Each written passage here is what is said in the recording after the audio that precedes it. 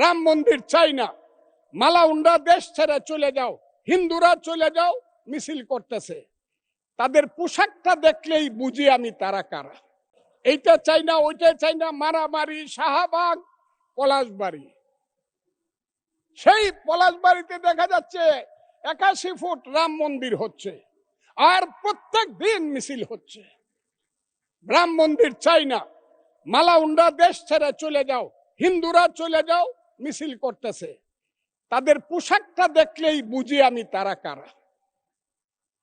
সেই পোশাকি লোকজনের সংখ্যা এখন বেড়ে গেছে, এমন বাড়ছে যে তারা পৃথিবীর কোনো সভ্যতা, সংস্কৃতি, কোনো কিছু শুনতে চায় না, কোনো কথা শুনতে চায় না। ধর্মকে নিয়ে শুধু ব্যবসা করতে চায়, তারা হলো ধর্ম ব্যবসায়ী। সেই সব লোকজন আজকে ওখানে যাচ্ছে, মারামারি করছে। আমি সরকারকে বলবো, স্বরাষ্ট্রমন্ত্রী আছেন, যদি মনে করেন মন্দির ওখানে করা ঠিক না বা রাম মূর্তি করা ঠিক না, বন্ধ করে দেন, একদম কঠিন ভাবে যে না, এই দেশে কোনো মন্দির টন্দির বা মূর্তি করা যাবে না।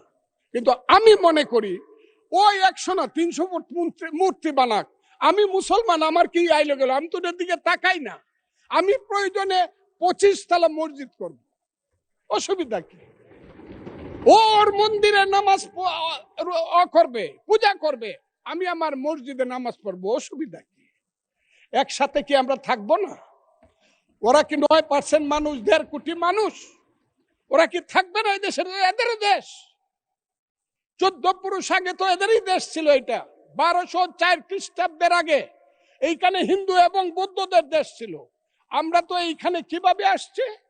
আমরা আসছি হযরত খাজা মাইনুদ্দিন চিশতি রহমাতুল্লাহ আলাইহি, খাজা নিজামুদ্দিন বখতিয়ার খাকি, হযরত শাহজালাল, শাহপরান, গেসুদারাজ, ওই চট্টগ্রামের বাইজিদ বুস্তামি, ওই বাগেরহাটের খান জাহান আলী থেকে ধরে ওলিয়া উলিয়া গাউস কুতুব দরবেশেরাই তো এই দেশে বলছে আইছে, শোনো হে মানুষ ভাই, সবার উপরে মানুষ সত্য, তার উপরে নাই, তার নাম হইল সুফিবাদ।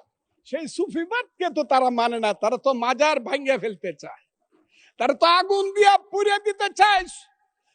মৌলানা মৌলভী সাহেবদেরকে আমি শ্রদ্ধা করি, কিন্তু পীর সাহেবদের দোষটা কি? যে কুষ্টিয়াতে কুপায়ে মারলেন কেন?